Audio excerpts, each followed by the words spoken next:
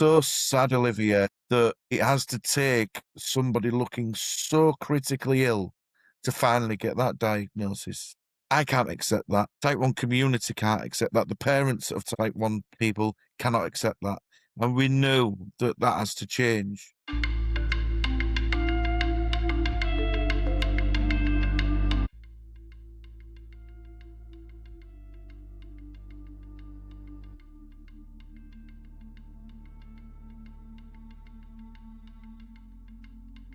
Hi, John. Welcome to the Via Diabetes interview series. Hi, Olivia. Thanks for having me on. It's always a privilege and an honour to speak to people within the community. Can you tell me a bit about your daughter, Lyla, and could you also give me a little bit of background on yourself too? Well, Lyla was our youngest child, little sister to our son Jack, who's now 5. She was bright, articulate, funny, caring, sharing, kind. She was full of life, basically. She was so advanced for her age, she definitely didn't get her brains off me. That's for sure. She was named after the song Lyla by Oasis. So I used to play it to her and she ended up getting into Oasis. Ultimately as well, she was fit as a fiddle. She was only 3 weeks into her second birthday when we lost her. Our world has felt very different ever since, As for me, I work as a rehabilitation worker for visually impaired people. And it links quite well with diabetes as well, because obviously there's a lot of people out there living with diabetic retinopathy. From the conversations I've had with people since the advent of Lyla passing, nobody really knew what it was until it affected their lives. I had heard of type 1 diabetes in the general sense, I didn't understand it. Not least with the onset symptoms. Not the urgency and the life-threatening nature of diabetic ketoacidosis. I had no idea how subtle and easily misinterpreted those signs can be as well. The lack of awareness within GP surgeries and GPs themselves is exactly what cost Lyla her life, and that's why I'm fighting so hard now to make sure no other family ends up in our position. So when did you start your petition? I went head on into so many things at once, whether it be the activism, whether it be the fundraising, awareness. But I think it was around shortly after losing it. I think the petition went live in June of last year. So obviously that was slap bang in the middle of our grief. I mean, we're still living with our grief every day. In the middle of our grief, I realised that what happened to her wasn't a tragic one-off. Day after Lyla passed, I posted on Facebook, "Don't know yet what's happened to you, my darling." I said, but, I will fight tooth and nail with every fibre of my being to find out how it's happened and why it's happened. And then in my dismay, I posted on Facebook again. I said, look, this is how it's happened. And then all of a sudden, started getting private messages on Facebook. Hi, John, this happened to us too. So sad, Olivia, that it has to take somebody looking so critically ill to finally get that diagnosis. I can't accept that. The type 1 community can't accept that. The parents of type 1 people cannot accept that. And we know that that has to change. So we need better symptom recognition and ultimately, hopefully one day as well, screening pathway that prevents children from reaching DKA before diagnosis. But what we've got to be very careful of here with screening is you can test negative for antibodies, but you can still develop type 1 diabetes. However, on the flip side of that, if you test positive for antibodies, imagine you're on a plane and that plane's going down. You will be diagnosed on a smooth landing. Without the intervention of a screening program, you don't want to be diagnosed when you're crashing into the rocks. Now, part of the reason I'm advocating for testing at the point of contact, where symptoms warrant, it's very important to say that, not just testing en masse willy-nilly.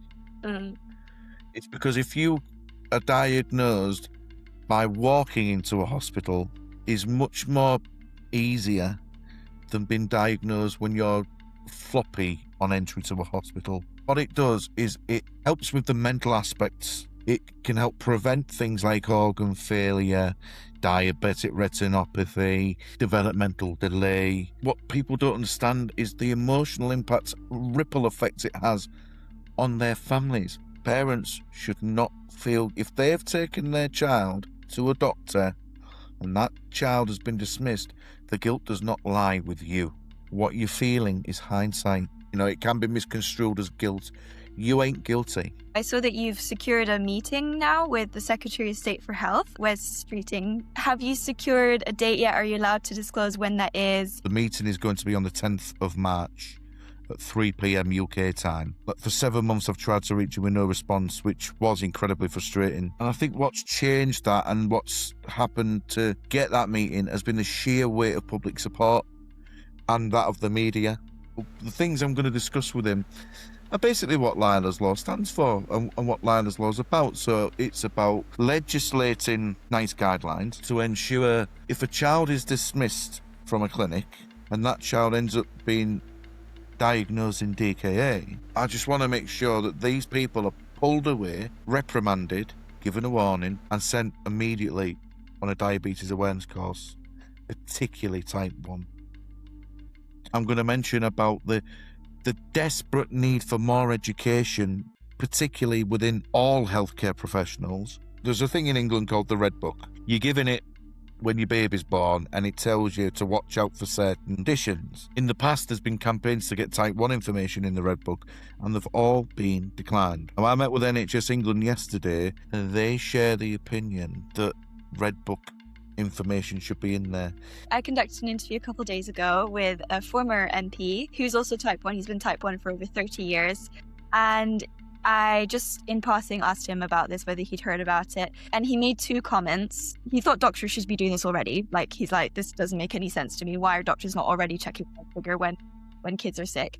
And the other thing he said from his own experience is that if we want change to happen, it shouldn't be through legislation because that's a very slow way of doing things, but actually it should be through implementing guidelines in the NHS. I wanted to know if you had any responses to either of those comments. I do agree with him to an extent. It is surprising that what we're calling for doesn't already exist, and I completely recognise that NHS guidelines at NG 17 and 18 are meant to drive clinical practice. But the reality is that these guidelines are simply not being adhered to. Families are being dismissed, symptoms are being overlooked, and children are ending up in critical care or worse. That's the gap Lyla fell through, and it is still happening today. This is why legislation has to sit alongside guidelines. Legislating NG 17 and 18 will create accountability when a GP repeatedly ignores or dismisses the symptoms of type 1 diabetes. Lyla's Law isn't about striking GPs off. We need as many GPs as possible. It's about ensuring that when a child is put at risk or missed or mishandled symptoms, there is a formal mechanism to pull that GP away from frontline services, issue an official warning, and require urgent mandatory type 1 diabetes training. At the moment, none of that happens. A child can end up in intensive care, or a family can lose their child entirely, as we have, as Beth Baldwin's family has, as Levi Pierce's family has, and many others. And the GP who dismissed them faces no consequence and no compulsory retraining. That is not acceptable. So while guidelines are important, they're not enough on their own. Without legislation, there is no accountability, no enforcement, and no guarantee that the same mistakes won't be repeated. Lyla's Law aims to change that, not by punishing GPs, but by protecting children and adults, and ensuring that every clinician has the knowledge and responsibility needed to prevent avoidable tragedies. When I meet Wes Streeting, he better have his reading glasses on, because I am going to print off every single email I've received from parents of children who have been diagnosed at the point of critical care. I'm going to make sure he reads every single one of them and he understands this person that you're reading right now, that is not a number. They are not words. They are a person. They are a beautiful person. Picture yourself as the parent of that person and what they go through every day. I got an email from a lady who was been in contact with me before because she was diagnosed as a child. She said she took her, I think it was a nephew. A nephew went in with a mother to the doctors. He was only 13 months old, and he said he's drinking more. And he seems tired a lot. The doctor instantly fingerpricked that child and was diagnosed. That child was already in DKA. the lady who I've been speaking to asked the question to the doctor. She said, we only explained a couple of symptoms. What pointed you in that direction? And he said, well, if I hadn't done it, I wouldn't have been doing my job. And then she said, have you heard of Lyla's Law? He said, yes, I've heard all about Lyla's Law. And I've had people email me and say, thank you for saving my child's life. And it's not me doing that. It's Lyla doing that. I'm just a vessel at the end of the day. So that doctor's the benchmark. So my last question, I guess, VIA is a global community. So we have people from all over the world. Do you have a message for them, for just people in places outside the UK or inside the UK in general? And also, do you think that this could potentially be a catalyst for change on a global level as well, and not just within the UK? Good question. Well, the message is simple, really.